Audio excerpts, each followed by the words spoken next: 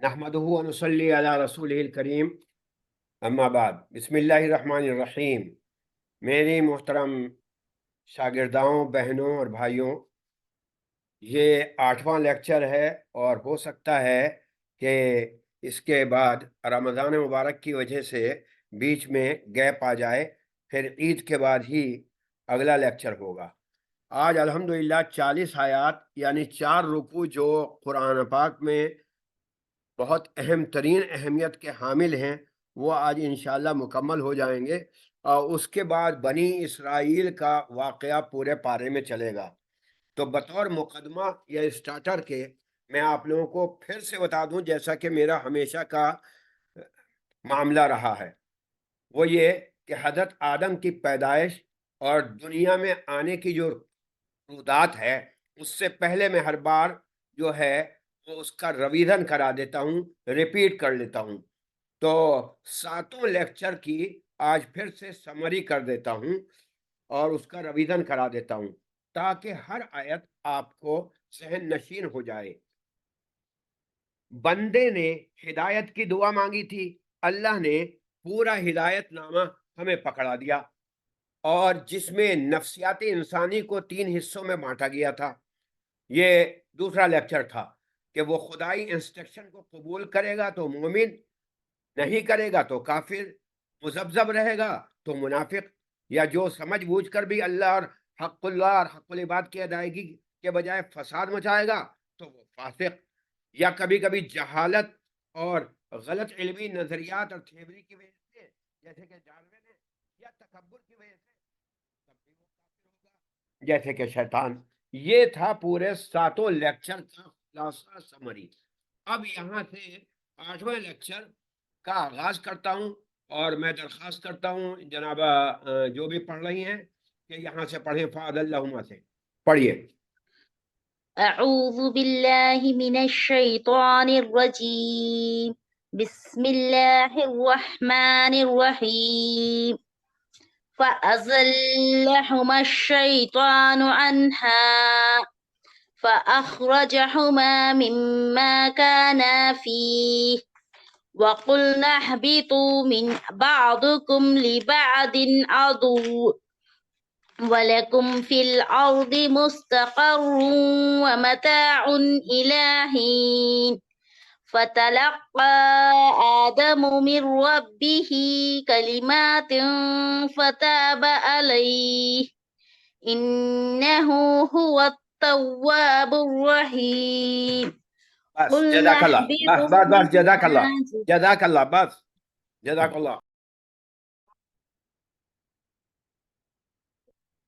जज़ाकल्लाह।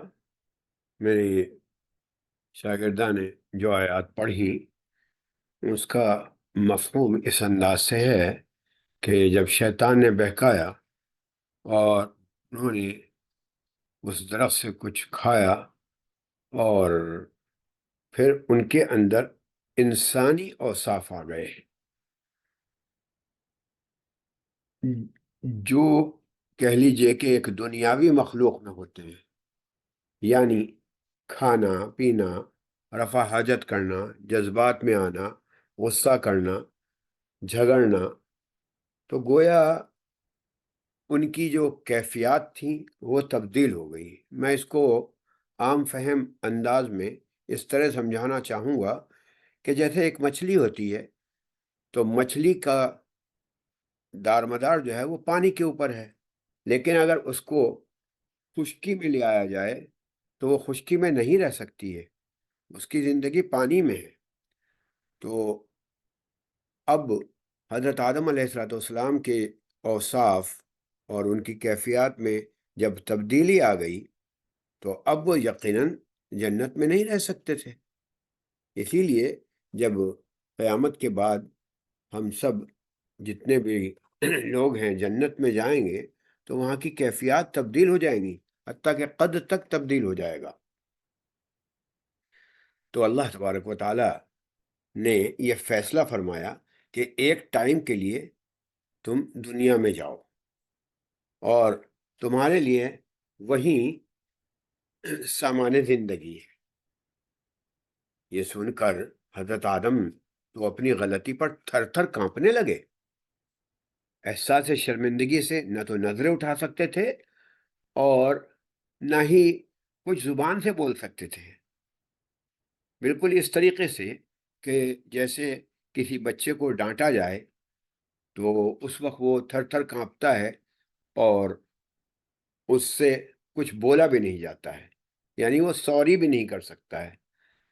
یہاں دیکھیے اللہ تبارک و تعالی جو ارحم الراحمین ہے اس کو رحم آیا، اور اللہ تبارک و تعالی نے، جیسا کہ قرآن میں آتا ہے فَتَلَقَّى آدَمُ مِن رَبِّ، اللہ تبارک و تعالی نے خود معافی کے الفاظ حضرت آدم علیہ السلام کو سکھائے۔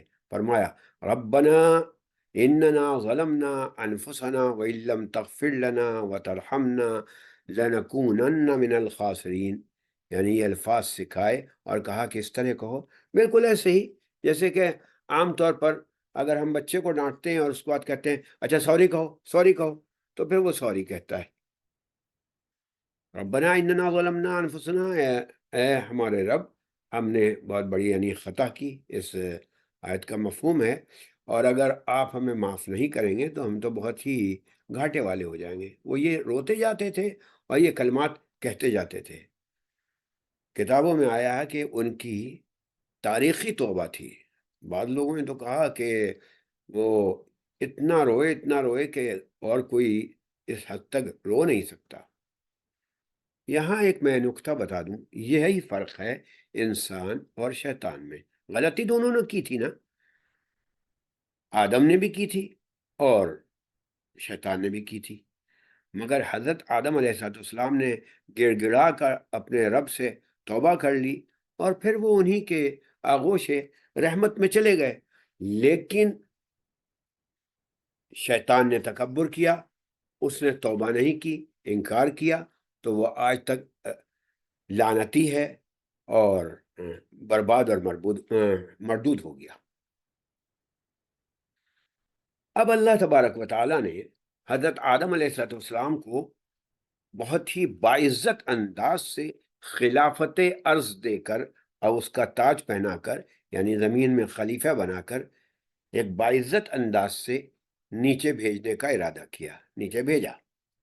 میں اس کی مثال اس طرح دیتا ہوں، جیسے کوئی گھر میں کوئی شریر بچہ ہو تو پھر اس کو ہاسٹل بھیجا جاتا ہے۔ جب وہ ہاسٹل بھیجا جائے گا تو خدا نخواستہ اس میں کوئی سزا نہیں ہے، بلکہ اس کے مستقبل ہی کی اچھائی کے لیے۔ بالکل یہی سمجھ لیجیے کہ حضرت آدم کو اور انسان کو یہاں دنیا میں بھیجا گیا اور یہ بھی کہہ دیا گیا کہ میں ہدایات دیتا رہوں گا فرشتوں کے ذریعے سے، میرے انسٹرکشن پر، میری ہدایات پر ہی زندگی گزارنا، میں قدم قدم پر تمہاری رہنمائی کروں گا اور تم ان سے فائدہ اٹھانا۔ ہاں تمہارے ساتھ قرآن میں آتا ہے نا بعضکم لبعض عدو، تمہارے ساتھ جو ایک دشمن جا رہا ہے وہ لعنتی ہے، اس کی بات نہ ماننا، بلکہ میں جو ہدایات دے رہا ہوں اس پر عمل کرنا۔ بلکہ وہ اس انداز کے وسوسے پیدا کرے گا کہ کبھی تمہیں بہکا دے گا اور کبھی حضرت حوا کو، یعنی کبھی مرد کو اور کبھی عورت کو بہکائے گا، اور بلکہ آپس میں جب تم لوگوں میں اگر لڑائی ہوگی اس بات پر تو وہ بہت خوش ہوتا ہے۔ بہرحال اللہ تبارک و تعالیٰ نے ایک قانون بنا کر بھیج دیا کہ اللہ نے جو انسٹرکشن دیے ہیں اگر اس کو مانا جائے گا تو اس کے بعد تم دوبارہ یہیں آ جاؤ گے اور جنت میں داخل ہو جاؤ گے، اور لیکن اگر اس کو نہیں مانو گے اور اس کے بدلے جو تمہارا دشمن تمہارے ساتھ ساتھ ہے اس کے وسوسوں میں آ جاؤ گے، اس کے بہلانے اور پھسلانے میں آ جاؤ گے، تو تم پھر جنت کے بجائے جہنم میں جاؤ گے، جس کا جو تمہارا نہیں بلکہ شیطان کا بھی ٹھکانہ ہے، اور پھر وہیں رہو گے۔ بس یہ ہے کہ بھائی جب کبھی بھی توبہ کر لو گے تو پھر تم جنت میں آ سکتے ہو۔ یہاں ایک اور بحث آتی ہے، وہ یہ ہے کہ حضرت آدم کیسے اور کہاں اترے اور اپنے ساتھ کیا لائے۔ تو دیکھیے میں آپ کو واضح طور پر بتا دوں کہ قرآن میں یا احادیث میں اس کا کوئی ذکر نہیں کہ حضرت آدم علیہ السلام کہاں اترے۔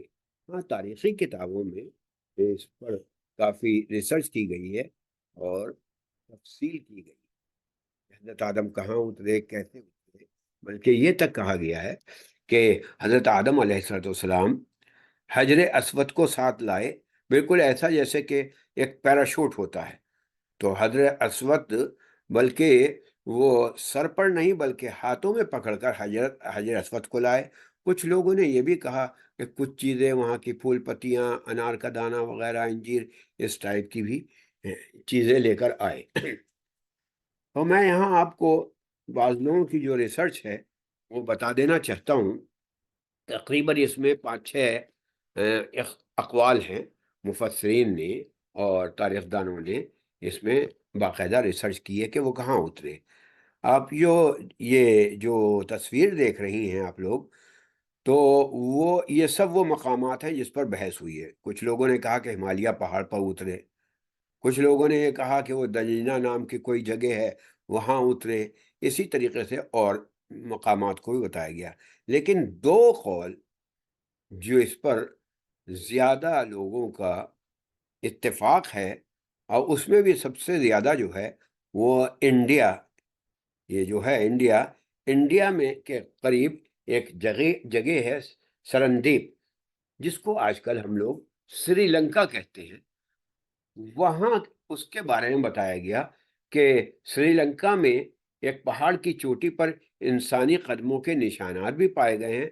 وہاں حضرت آدم جو ہیں وہ اترے ہیں. یہ ہے وہ پہاڑ کی چوٹی سرندیپ پر. اس کی لوگوں نے مختلف وہ کی ہے کہ جو وہ پاؤں ہیں جو قدموں کے نشان پائے گئے 67 انچ ہیں. کچھ لوگ کہتے ہیں کہ 18 انچ کی چوڑائی ہے. اور یہ پہاڑ جو ہے 7560 فٹ بلند ہے، اور اس چوٹی کو کوہ آدم بھی کہا جاتا ہے.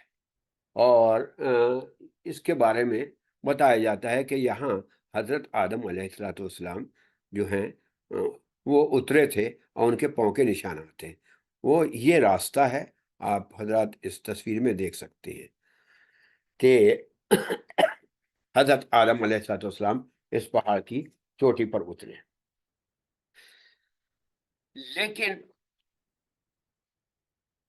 کچھ باتیں ہیں کہ جس سے یہ کلیئر ہوتا ہے کہ جو یہ تاریخی روایات ہیں وہ واضح نہیں ہیں. پہلی بات تو یہ ہے کہ یہ دیکھیے آپ، حضرت آدم علیہ السلام کے یہ پاؤں کے نشانات، یہ سمجھ میں نہیں آتا، عقل میں نہیں آتا کہ پاؤں کے نشانات، یہ جو ریت ہے پہاڑ کی چوٹی پر ریت نہیں ہوتا ہے، بلکہ ریت جو ہے وہ صحرائے عرب میں ہے. دوسری بات یہ دیکھیے، اس طریقے کے نشان دکھائے ہیں پہاڑی پر جو واقع ہوئے ہیں، تو یہ بہت ہی چھوٹا نشان ہے. اور حضرت آدم علیہ السلام کی جو لمبائی بتائی گئی ہے بخاری شریف میں 246ویں حدیث ہے، اس میں بتایا گیا کہ حضرت آدم علیہ السلام 60 ہاتھ لمبے اور 7 ہاتھ چوڑے، یا تقریباً آج کے حساب میں کہہ لیجئے کہ 30 میٹر کے برابر تھے، 30 میٹر لمبے تھے. اور یہ ہے واقعہ ہے کہ حدیث شریف میں آتا ہے کہ حضرت آدم علیہ السلام لمبے تھے، اور اتنی ہی لمبائی میں تمام انسان جنت میں داخل ہوں گے، کیونکہ وہاں کا ماحول ہی بدل جائے گا. جیسے کہ میں نے ابھی کہا، کیفیات اور اوصاف بدل جاتے ہیں. اور قرآن میں بھی آیا ہے ارم ذات العماد، جو لمبے لمبے ستونوں والے ہوں گے، یعنی تھے اس زمانے میں. تو اس زمانے میں لمبے ہوتے تھے، پھر آہستہ آہستہ چھوٹے ہوتے چلے گئے. یہاں ایک بات کا اور ذکر کر دوں کہ اللہ تبارک و تعالیٰ نے یہ فرمایا اہبطوا جمیعا، سب کے سب اترو. تو یہ روایات کہ حضرت آدم علیہ السلام جو ہیں وہ سرندیپ یعنی سری لنکا میں اترے اور حضرت حوا جدہ میں اتری، یہ کیسے ہو سکتا ہے؟ یہ تو یعنی جمیعاً کا تو مطلب یہ کہ سب ساتھ اترے، تو اس کا مطلب حضرت حوا بھی وہیں اتری ہوں گی، اور اگر نہیں اتری تو پھر جمیعاً کا لفظ نہیں ہوتا. ہاں شیطان تو ضرور الگ اترا ہے، اس کے بارے میں آتا کہ وہ ایلا کے مقام پر اترا تھا، کیونکہ وہ تو لعنتی تھا، اس کو تو ایک طریقے سے گیٹ آؤٹ کیا گیا تھا. اسے اس طرح نہیں کہا گیا تھا کہ بھائی تاج خلافت لے کر بھیجا گیا ہو، تو وہ تو اعلیٰ کے مقام پر کہا جاتا ہے کہ وہ اترا ہے۔ یہاں یہ بات بھی بتا دوں کہ اب سے یعنی حضرت آدم کے آنے سے پہلے، جیسا کہ میں پہلی تقریر میں بتا چکا ہوں کہ جنات وغیرہ جو رہتے تھے یا اور مخلوقیں تھیں، تو فرشتوں نے آ کر ان کو مار بھگایا تھا۔ تو انہی میں ایک جنات کا ایک بچہ روتا ہوا ملا، فرشتے اسے اٹھا کر اوپر لے آئے، عزازیل نام تھا اس کا، اور اس کے بعد پھر وہی جو ہے عبادت کرتے کرتے شیطان بنا اور ابلیس بنا۔ تو یہ ایک چھوٹی سی بات میں بتا رہا ہوں۔ تو بہرحال میں یہ بتا رہا تھا کہ جو روایات ہیں اس سے یہ ظاہر ہو رہا تھا کہ یہ انڈیا میں یعنی سری لنکا کے مقام پر جو ہے یہ حضرت آدم علیہ السلام اترے، لیکن جیسے میں نے بتایا اس میں کچھ شکوک ہیں۔ ایک تو یہ کہ پاؤں کا جو نشان ہے وہ چھوٹا نظر آتا ہے حضرت آدم علیہ السلام کے قد سے۔ دوسرے کہ یہ جو ریت ہیں، یہ ریت جو ہیں یہ وہاں کے نہیں ہیں بلکہ گلف کا یا عرب کے یعنی مکے وغیرہ کے ریت بتائے جاتے ہیں۔ تیسری بات یہ کہ یہ اتنی اوپر چوٹی پر وہ اترے تو وہ عجیب سی بات لگتی ہے، اور سب سے اہم بات یہ ہے کہ اس چوٹی پہ جو قدم کے نشانات ہیں اس کو صرف حضرت آدم ہی کے نشانات نہیں کہے گئے، بلکہ اس پہ دعویٰ کیا ہے 4 مذہبوں نے۔ اب یہ دیکھیے 4 مذہبوں نے یہ دعویٰ کیا ہے کہ یہ حضرت آدم ہی کے نہیں بلکہ یہ جو ہیں بدھ جو ہے یہاں آئے تھے، اور بدھا کے یہ نشان ہیں، یعنی 3000 سال پہلے بدھا کے نشان ہیں۔ اسی طریقے سے ہندوؤں نے یہ کہا ہے کہ یہ شیو جو ہیں ان کے بھگوان، ان کے نشانات ہیں۔ اور سنت بھائی رائے کر ایک بہت اچھے مورخ ہیں، انہوں نے لکھا ہے کہ 16ویں صدی میں جو مسیحی سیاح آئے تھے تو اس میں سینٹ تھامس آئے تھے، ان کے یہ نشانات تھے۔ اور ہمارے روایات میں یہ کہا جاتا ہے کہ حضرت آدم کے نشان ہیں، جبکہ وہ چھوٹے بھی ہیں۔ تو خلاصہ یہ ہے کہ یہ بھی تو ہو سکتا ہے کہ حضرت نوح اور یا ان کے بعد کوئی شخص آیا ہو، ان کے نشانات ہوں، یا واقعی سینٹ تھامس کے ہوں، یا بدھا کے ہوں، یا ہیو کے ہوں۔ ہم اس پر کچھ کہہ نہیں سکتے، یعنی اتنا اختلاف ہو گیا ان کے نشانات کے اوپر بھی۔ تو میں یہ دکھا رہا تھا، یہ آپ دیکھیے لکھا ہوا بھی ہے، حضرت آدم علیہ السلام کہاں اترے؟ ہمالیہ پہ اترے۔ ہمالیہ پہ ظاہر سی بات ہے یہ ٹھنڈا کر یہ اترنے کا کوئی سینس نہیں نظر آتا۔ سری لنکا میں اترے یا صفا مروہ کی پہاڑی پر؟ تو میں آپ کو دونوں روایت بتاتا ہوں، یہاں پہلے پڑھ لیں۔ حضرت آدم علیہ السلام کہاں اترے؟ ہمالیہ کی پہاڑ پر، سری لنکا میں ایک پہاڑ کی چوٹی پر، 2۔ سری لنکا میں جو پہاڑ کی چوٹی ہے اس کی کافی روایات آتی ہیں، طبقات ابن سعد وغیرہ میں بھی اور ابن عباس وغیرہ سے یہ مروی ہیں روایات۔ لیکن یہ جو تیسرا قول ہے یہ زیادہ صحیح ہے۔ وہ کیا ہے؟ حضرت ابن عمر رضی اللہ تعالیٰ عنہ سے مروی ہے کہ حضرت آدم علیہ السلام جو ہیں وہ مکہ مکرمہ میں واقع صفا مروہ کی جو پہاڑی ہے اس پر اترے ہیں۔ صفا مروہ کی جو پہاڑی ہے اس پر اترے ہیں، اور اس کی وجہ سمجھ میں بھی آتی ہے، کیونکہ اللہ تبارک و تعالیٰ نے اترنے کے بعد ان کو خانہ کعبہ بنانے کے لیے حکم دیا۔ اگر خانہ کعبہ بنا رہے تھے تو پھر یا تو یہاں بنتا سرندیپ میں، اور اگر وہ وہاں پہنچے تو 1200 میل کا فاصلہ انہوں نے کیسے طے کیا تنہا، جبکہ کوئی ہوا جہاز نہیں تھا، کچھ نہیں تھا۔ تو حالانکہ کچھ لوگوں نے کہا کہ زمین سمٹ گئی تھی، فرشتے لے گئے تھے، ٹھیک ہے، بہرحال چونکہ قرآن حدیث میں تو کوئی چیز واضح نہیں ہے، یہ ایک تاریخی ریسرچ ہے، ان کی بات بھی مانی جا سکتی ہے، لیکن ذہن میں یہ بات آتی ہے جیسا کہ فقہاء کرام نے بھی اس کو مانا، اور حضرت عبداللہ ابن عمر کی روایت بالکل واضح ہے کہ القریٰ، چونکہ یہ دنیا کا بالکل وسط ہے، درمیان کا حصہ ہے، اور اس کو القریٰ یعنی پورے بستیوں کی ماں کہا جاتا ہے، جس کو ہم مکہ کہتے ہیں۔ بیت اللہ کے قریب یہ جو صفا اور مروہ ہے، یہ صفا ہے اور یہ مروہ ہے، یہاں حضرت آدم اور حضرت حوا کو اتارا گیا۔ یہ روایت جو ہے زیادہ پسندیدہ معلوم ہوتی ہے، اور یہی وجہ ہے کہ حضرت آدم صفی اللہ کے نام کی نسبت سے صفا اس کو رکھا گیا، اور حضرت حوا امرا کہتے ہیں عربی میں عورت کو، تو مروہ نام رکھا گیا۔ بہرحال حضرت آدم علیہ السلام، جیسا کہ میں نے بتایا کہ ایک یعنی حجر اسود کو لے کر آئے پیراشوٹ کے طور پر، اور کچھ چیزیں بھی لے آئے ہوں گے، لیکن یہ قرآن حدیث میں نہیں ہے، روایت ہے۔ تو یہ ہے صفا، یہ ہے مروہ، اور یہ خانہ کعبہ کے قریب، یہی انہوں نے پھر گویا کہ ڈیرا ڈالا، اور اس کے بعد خانہ کعبہ کی تعمیر بھی کی۔ یہاں ایک بات اور بتا دوں، حضرت آدم علیہ السلام، امکان ہے اس بات کا، کوئی قرآن حدیث میں معاملہ نہیں ہے، لیکن امکان ہے کہ وہ ساتوں آسمان سے جو آئے تو رک رک کر آئے۔ رک رک کر آنے کا مطلب یہ ہے کہ ان کی عمر اسی لیے بڑھ بھی گئی، کیونکہ سائنس کے حساب سے جو ٹائم اور اسپیس سے باہر کی چیزیں ہیں، دوسرے سیاروں میں ہے، یا دوسرے یعنی ہمارے ملکی وے سے الگ ہیں کہکشاؤں سے، تو وہاں ٹائم ایک الگ ہو جاتا ہے۔ اور یہ حقیقت بھی ہے کہ بتایا جاتا ہے کہ 100 سال یہاں کے وہاں کا تقریباً 1.5 منٹ ہوتا ہے۔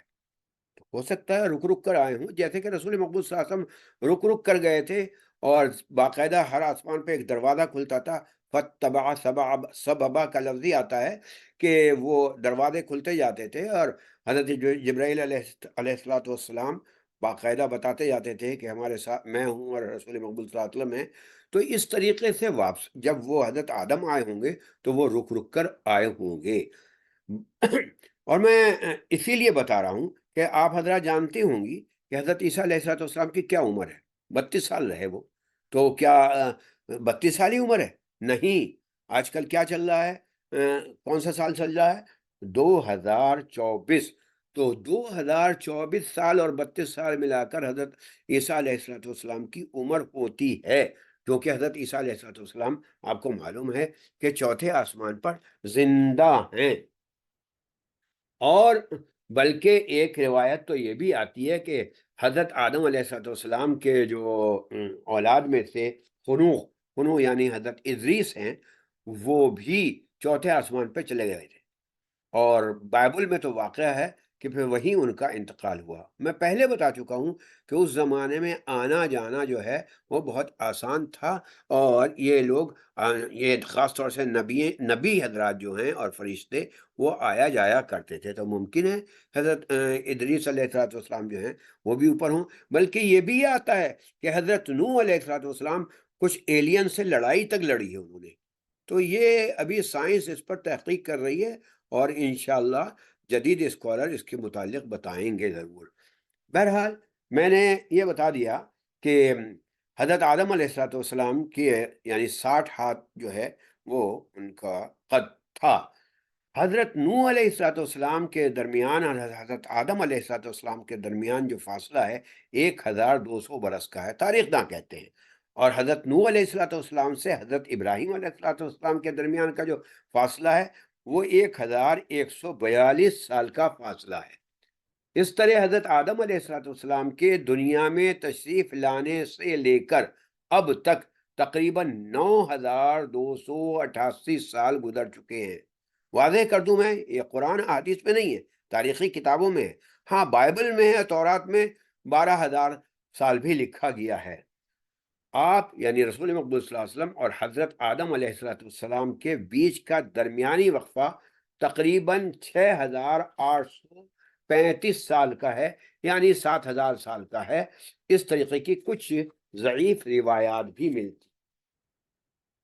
اب میں آپ کو ان کے بارے میں بتانا چاہتا ہوں کہ نیچے اترنے کے بعد پہلا کام اللہ تبارک و تعالیٰ نے کیا لیا؟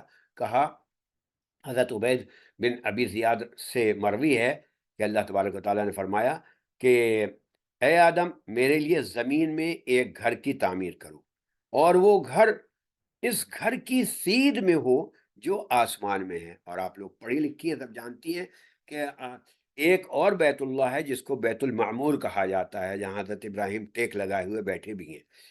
اس میں جس طریقے سے فرشتے عبادت کرتے ہیں اسی طریقے سے تم عبادت کرنا، تمہاری اولاد بھی اسی طریقے سے عبادت کرے گی۔ بیت المعمور کا بھی طواف فرشتے کرتے رہتے ہیں۔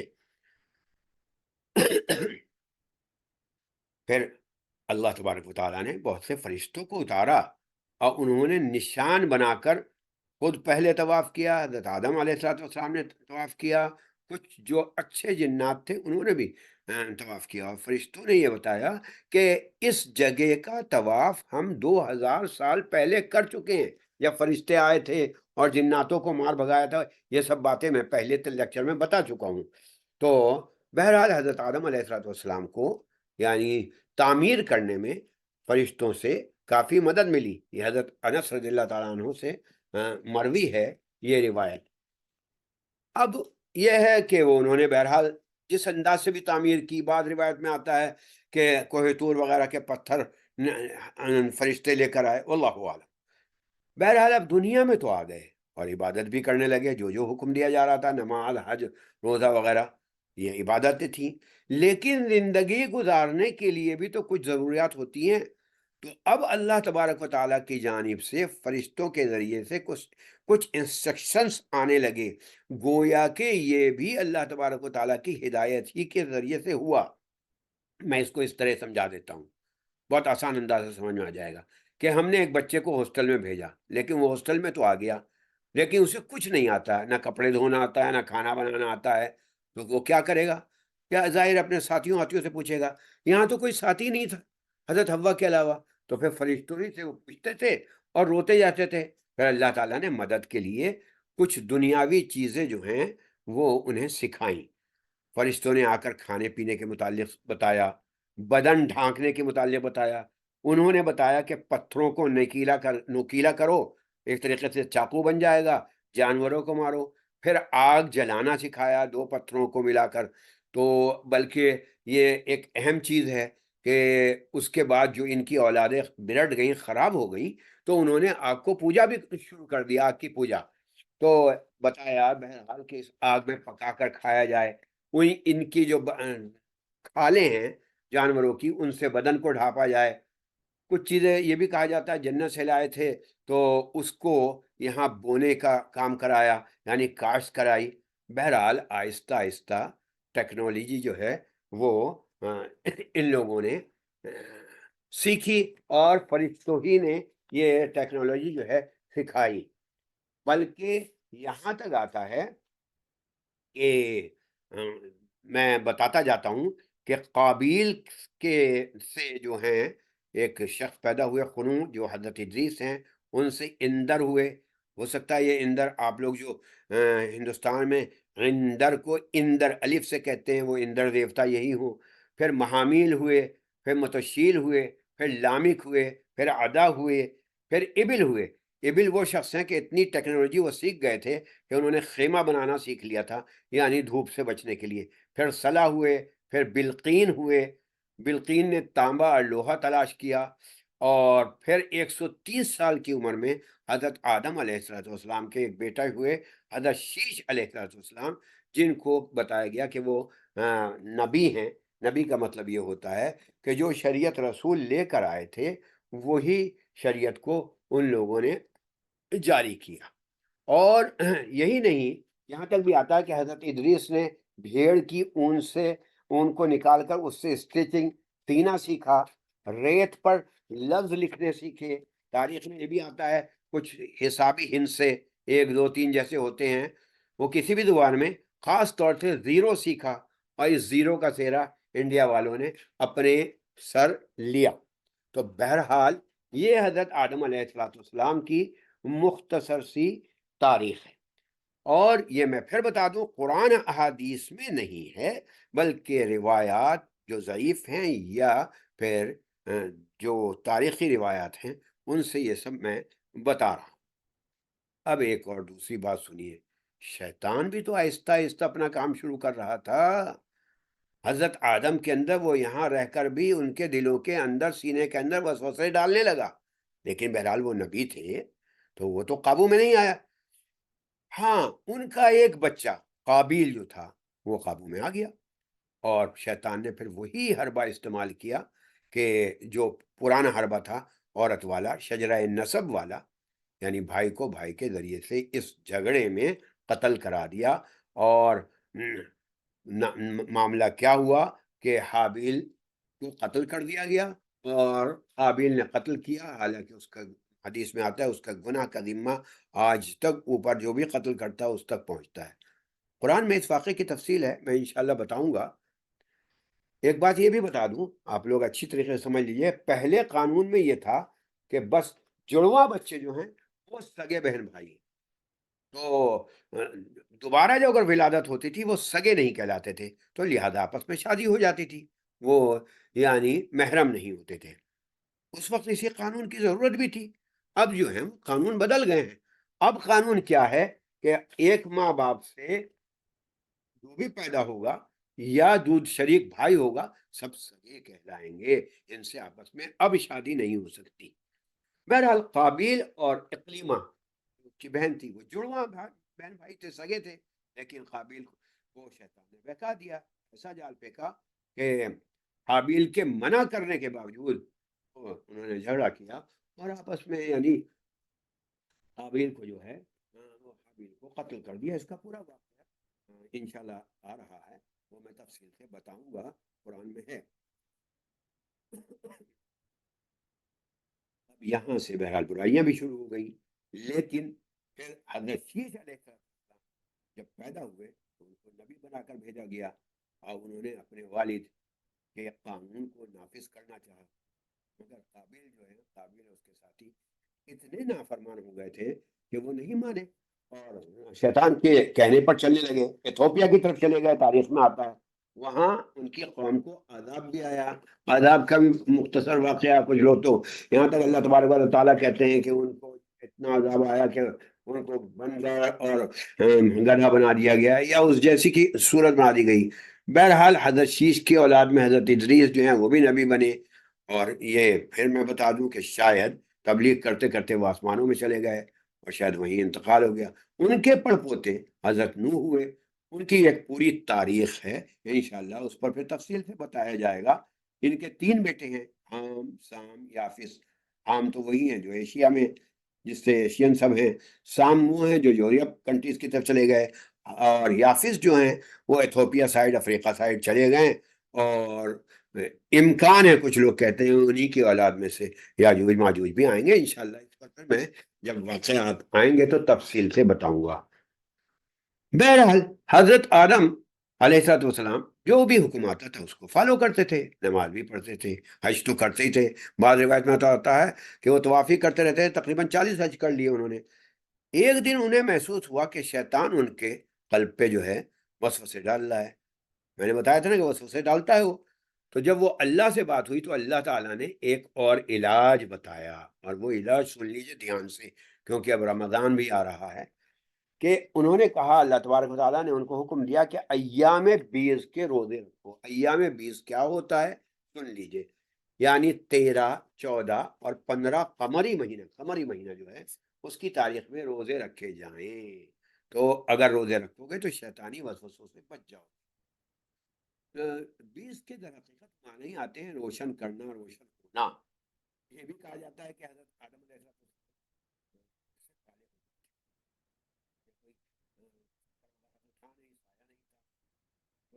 بہرحال حضرت آدم علیہ السلام نے وسوسوں سے بچ کر اپنی روح کو بھی روشن کیا اور بھی روشن کیا جو کالا نہ ہو. جس طریقے سے آج بھی ہے کہ اگر ایام 20 کے روزے رکھے جائیں گے تو آپ شیطانی وسوسوں سے بچ جائیں گی اور بچ جائیں گے. در حقیقت روزے جو ہیں اسی زمانے سے فرض ہو گئے تھے. حضرت عیسیٰ کے یہاں بتایا جاتا ہے 30 تھے، پھر 50 ہو گئے تھے.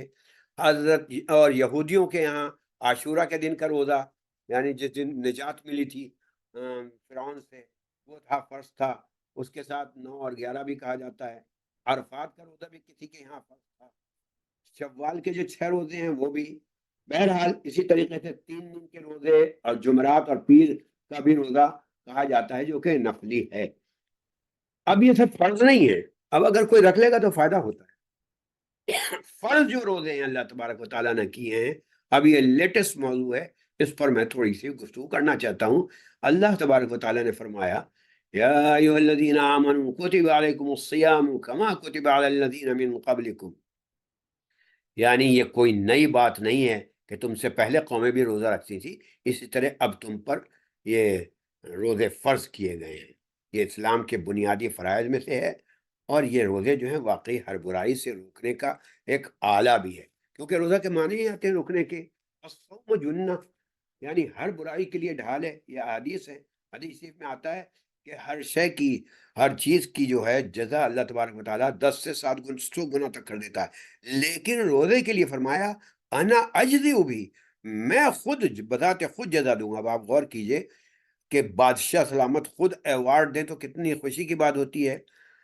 روزہ کے لیے اور قرآن کے لیے کہا گیا کہ الصیام والقرآن یشفعان، یہ دونوں سفارش کریں گے قیامت کے دن۔ روزہ جو ہے صبر کا مہینہ بھی کہا گیا ہے۔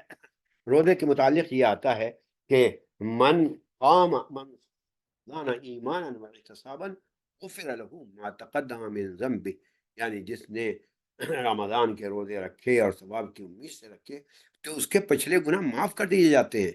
اسی طریقے سے حضرت ابو ہریرہ رضی اللہ تعالیٰ عنہ کی حدیث ہے کہ اذا جاء رمضان فتحت ابواب الجنہ، جنت کے دروازے کھل جاتے ہیں، وغلقت ابواب النار، اور جہنم کے دروازے بند کر دیے جاتے ہیں، وسلسلت، اور زنجیروں میں شیطان کو باندھ دیا جاتا ہے۔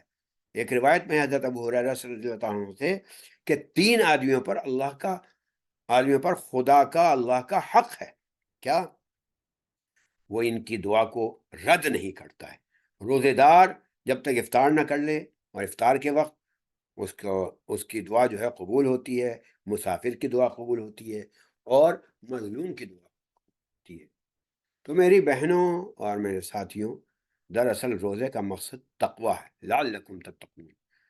تقوی کا مطلب یہ نہیں کہ آپ پیر بن جائیں یا پیرنی بن جائیں، بلکہ اللہ تبارک و تعالیٰ نے ہمارے اندر جو روح پھونکی ہے اس کو غذا دی جائے، اس کی خواہشات کو پورا کیا جائے، جسمانی اور نفسانی خواہشات کی ڈائٹنگ کی جائے، کیونکہ جسمانی اور نفسانی خواہشات تو پورے 11 مہینے تک ہم کرتے ہی رہتے ہیں، تو کم از کم اس 1 مہینے میں اس روح کو غذا دیں، اور اللہ تبارک و تعالیٰ اپنے رب سے آپ قریب سے قریب تک۔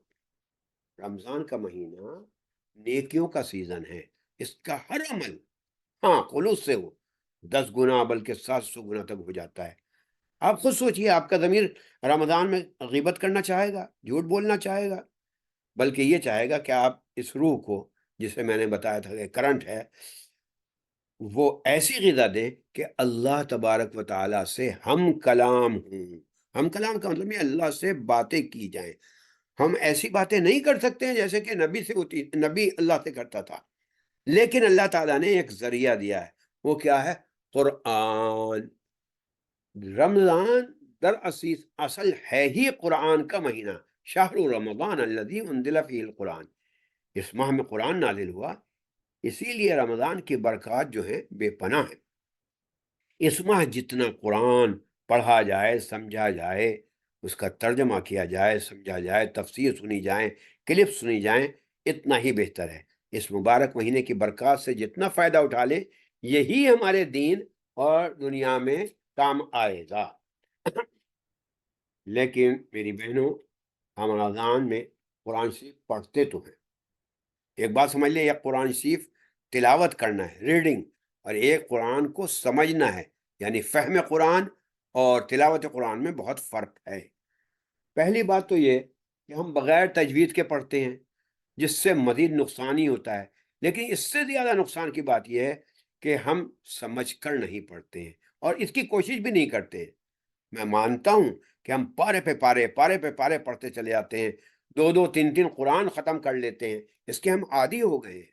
ٹھیک ہے، اس کا بھی ثواب ملتا ہے، انکار نہیں ہے، لیکن یہ میں ایک چھوٹا سا واقعہ بتاؤں۔ ایک بڑھیا تھی، کچھ بھی نہیں پڑھنا جانتی تھی، انگلی رکھ دیتی تھی اور کہتی تھی یہ بھی میرے اللہ نے حق کہا، یہ بھی میرے اللہ نے صحیح کہا، تو روایت میں آتا ہے کہ اس کو بھی ثواب ملا۔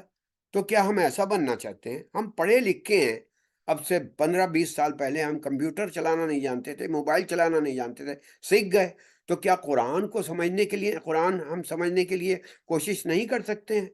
اور کیا اللہ تبارک و تعالیٰ نے جو ہمیں یہ پیغام بھیجا ہے، یہ ہدایت نامہ بھیجا ہے، صرف اس لیے ہے کہ ہم اسے جزدان میں بند کر کے رکھ دیں؟ ہرگز نہیں میری بہنوں۔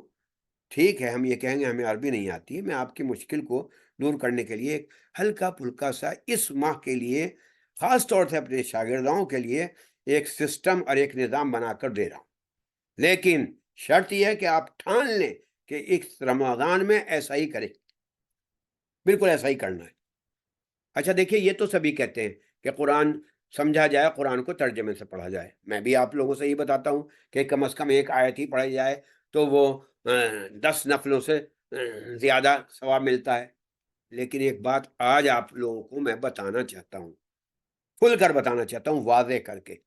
میرا تجربہ ہے کہ کچھ دن ایسے پڑھنے کے بعد جو لوگ عربی نہیں جانتے ہیں الجھنے لگتے ہیں، کیونکہ قرآن کوئی ایسی کتاب نہیں ہے کہ چیپٹر وائز اس کو سمجھا جائے کہ بھئی پہلے گائے کا مضمون ہے، پھر تاج محل کا مضمون آ گیا، پھر ہیڈ ماسٹر کو اپلیکیشن لکھنے والا کوئی ایسے ہے۔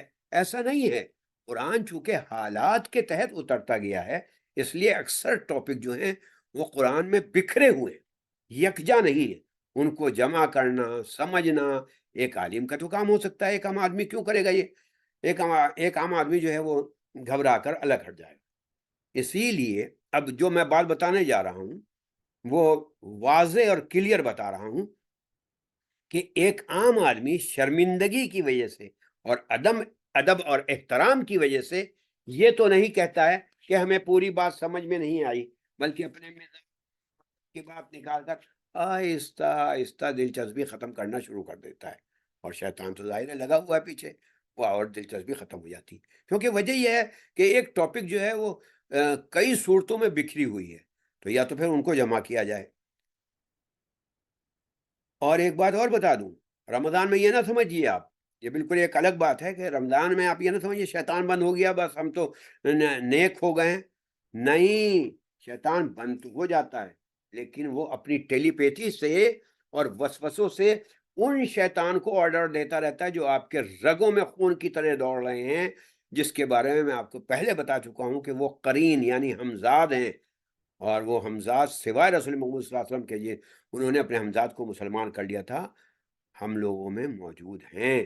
شیطان کیا کرتا ہے؟ شیطانی انٹرنیٹ بہت زور شور سے کھلا رہتا ہے رمضان میں، اور اس کی اسکرین کے اوپر ڈائریکٹ آپ کا نفس آتا ہے، اور نفس کے اوپر وہ جو ہے اس کے وسوسے جو ہیں چلتے رہتے ہیں، اور وہ کیا کرتا ہے؟ وہ کسی نہ کسی بہانے سے قرآن پڑھواتا تو ہے کہ چلو کم ثواب مل جائے، قرآن فہمی سے دور کر دیتا ہے، اور ہم اس تھوڑے سے ثواب پر مطمئن ہو کر بیٹھ جاتے ہیں۔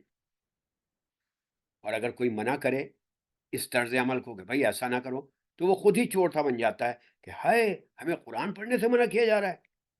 قرآن پڑھنے سے کوئی منع نہیں کر رہا ہے، لیکن اس سے اوپر کا جو درجہ ہے وہ بتایا جا رہا ہے۔ اب آپ سمجھیں شیطان کی چال کو۔ آپ قرآنی ترجمے میں اب میں آپ کو ایک چھوٹا سا سسٹم اور چھوٹا سا نظام دے رہا ہوں۔ آپ قرآنی ترجمے میں بڑے بڑے احکام، نکاح، طلاق، آخرت، جنت، عقائد وغیرہ کے فلسفوں میں مت الجھیے، ان کو پڑھ لیجئے، ایک سرسری نظر سے پڑھ لیجئے، انشاءاللہ آہستہ آہستہ جب دلچسپی ہو جائے گی تو آپ اس کو بھی پڑھیں گے۔ لیکن شروع میں آپ کو جو میں بتانے جا رہا ہوں، خاص طور سے اپنی شاگردوں کو، کیا کریں؟ صرف اور صرف قرآنی واقعات، جس کو آج کے زمان میں اسٹوری کہہ لیجئے، اس پر کنسنٹریٹ کیجئے۔ چھوٹے چھوٹے واقعات، مثال کے طور پہ سورہ فیل ہے۔ سورہ فیل میں کیا بتایا گیا؟ آپ لوگ پڑھی لکھی جانتی ہیں کہ ابرہا ہاتھی لے کر آیا تھا، ابابیل کے ذریعے سے اللہ تبارک و تعالیٰ نے کس طرح منوایا۔ اس کو اچھی طریقے سے پورا ایک دن آپ نکالیے کہ سورہ فیل کو اچھی طرح سمجھنا ہے، اس کا مقصد کیا تھا۔ یہ رسول محمد صلی اللہ علیہ وسلم کی ولادت سے 50 سال پہلے ہوا تھا، تو آپ پورے واقعے کو اچھی طرح صرف پڑھیں نہیں، سنیں بھی کلپس میں، بلکہ میں تو یہاں تک کہتا ہوں کہ کلپس میں جو دیکھنے والی کلپس ہیں ویڈیو، ان ویڈیو کو بھی دیکھیے، بلکہ اسی طریقے سے یعنی میں تو یہاں تک کہنے کو تیار ہوں، جو ہمارے ہاں نانی دادی نانا دادا بن گئے ہیں وہ ایک کہانی کے طور پر اس کو سمجھ لیں، تاکہ بچوں کو ٹی وی پر سپر مین، مکی ماؤس، ہی مین وغیرہ کی کہانیاں نہ بتائیں، بلکہ یہ کہانیاں سنائیں روزانہ۔ تو دیکھیے اب میں اپنی شاگردوں کو بتاتا ہوں کہ 30 دن رمضان کے ہیں، 26 تو انبیائی ہیں، انہی کا ذکر پڑھ لیجئے، اور 2-4 واقعہ حضرت خضر، حضرت ذوالقرنین وغیرہ کے پڑھ لیں، کلپ سن لیں، اور آڈیو بھی دیکھیں۔ نبیوں کی ویڈیو تو نہ دیکھیں، وہ تو خیر ٹھیک نہیں ہے، جائز نہیں ہے، لیکن آڈیو سن لیں اور باقی واقعات کے ویڈیو بھی دیکھ لیں۔ یہاں ایک سوال آتا ہے، آپ کہیں گے ہم یہ سب معلومات کے لیے کریں، جبکہ عبادت ہمیں کرنی ہے، ہمیں تو رونا آتا ہے، اپنے گناہوں کی معافی مانگتے ہیں، آداب ثواب کی باتیں کرتے ہیں۔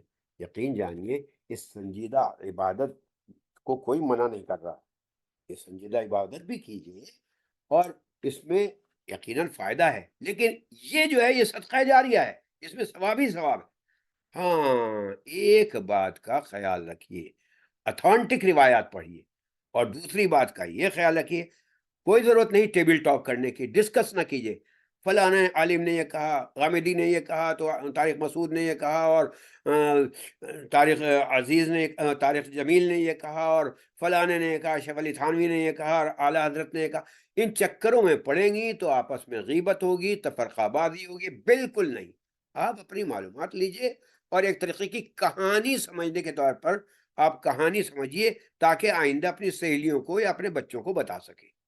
اور یہ بات صرف آپ کے لیے نہیں کہہ رہا ہوں، مردوں سے بھی میری بہت ہی ملتجیانہ درخواست ہے کہ جب وہ تراویح پڑھنے جائیں، پہلی بات تو یہ ایسی جگہ پڑھیں جہاں تفسیر ہو رہی ہو، اور کم سے کم اتنا تو دیکھیں کہ تجوید سے پڑھنے والا ہو، یعلمون تعلمون پڑھنے والا نہ ہو۔ اور سب سے اہم بات یہ کہ جب پڑھنے جائیں، جتنا پڑھا جا رہا ہے اس کو خود سمجھ کر جائیں، کلپ سنیں، یا پھر اگر پڑھنا جانتے ہیں تو یعنی اردو وغیرہ یا انگلش، تو اس کی تفسیر پڑھ کر جائیں، اور یا پھر بعد میں آ کر پڑھ لیں۔ بہتر تو یہ ہے کہ پہلے پڑھ کر جائیں، تو دیکھیے آپ کو یہ میری درخواست تھی آپ لوگوں سے۔ یہ میں نے ایک پروگرام دیا تھا، کیا پروگرام کا خلاصہ یہ ہے کہ جو آپ کام کر رہے ہیں، جو آپ لوگ کام کر رہی ہیں رمضان میں، وہ کرتی رہیے، لیکن اس مرتبہ ایک ارادہ کر لیجئے کہ قرآنی واقعات، قرآنی اسٹوری کو ہم اچھی طریقے سے صرف پڑھیں گے نہیں، سمجھیں گے بھی، چاہے کلپ سے سمجھیں، سن کر سمجھیں، دیکھ کر سمجھیں، یا پڑھ کر سمجھیں۔ کم سے کم 30 واقعات پکے ہونے چاہیے، بلکہ میں تو یہاں تک کہوں گا کہ رمضان کے بعد میں اپنے شاگردوں سے پوچھوں گا کتنے واقعات آپ نے سمجھے۔ ایک دو باتیں اور بھی بتانی ہے، برا نہ مانیے گا، وہ یہ ہے کہ رمضان میں کھانے پینے کا جو ہے وہ رسومات زیادہ ہو گئی ہیں۔ ارے یہ مہینہ تو ہمیں یعنی بھوکے رہنے کا ہے، الٹا ہم رسومات میں زیادہ، اس کا نتیجہ کیا ہوتا ہے کہ روزوں کا جو خلوص ہے وہ نچڑ جاتا ہے، اور اس کھانے پینے کے چکر میں زیادہ تر عورتوں کا وقت زیادہ برباد ہوتا ہے۔ آپ کہیں کہ یہ کام کرنے پر بھی ہمیں ثواب ملے گا، ہمیں معلوم ہے، لیکن بہتر یہ ہے کہ جو اصلی لذت ہے عبادت کی وہ ختم ہوتی جا رہی ہے نا۔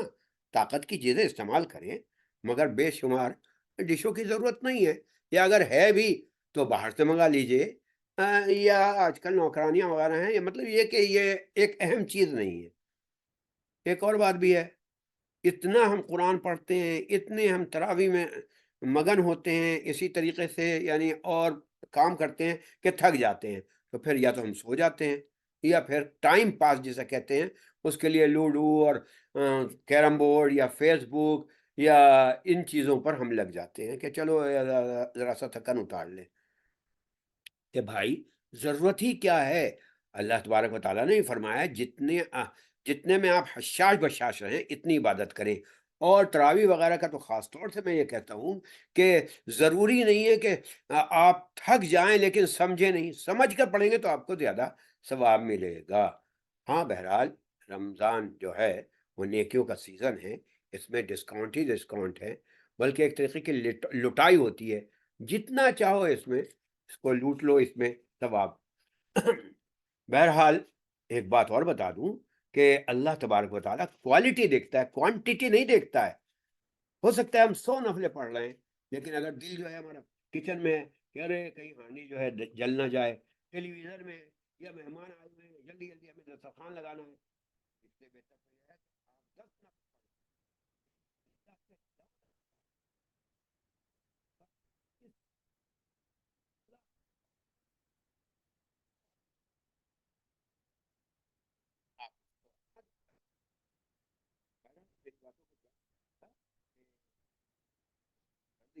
اور اپنا سمجھ کر کی ہے۔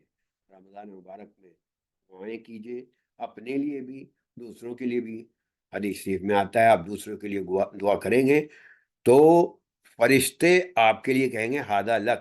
آپ نے کہا مثال کے طور پر کہ استاد وسیم کی صحت جو ہے وہ ہو جائے اور وہ جو ہیں تندرست ہو جائیں تو فرشتے کہیں گے ہادہ لک، اے اللہ یہ اس کے لیے بھی ہو۔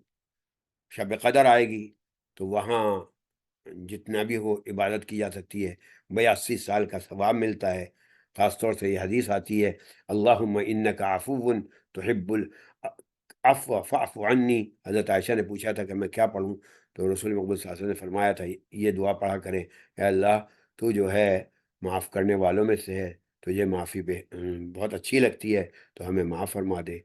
ایک اور درخواست ہے، رمضان مبارک میں اپنے لیے، اپنے اہل و عیال کے لیے، اپنے استادوں کے لیے، سب کے لیے دعا کیجیے۔